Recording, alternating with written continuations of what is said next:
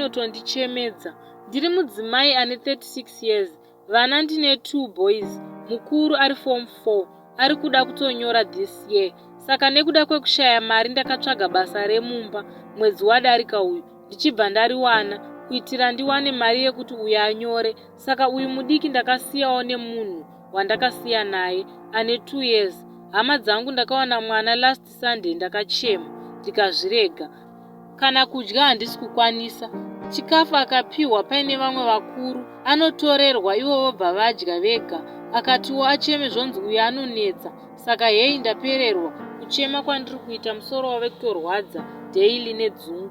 Saka ndaikumbirawo kune vangada kundibatsirawo chero nemari ndisiya hangu basa ndonogara nemwana kusvika amboti kurei ndichiita hangu kamusika, uye kuti form 4 iyi anyore hake. Ndinotenda chose kune vachabatsira.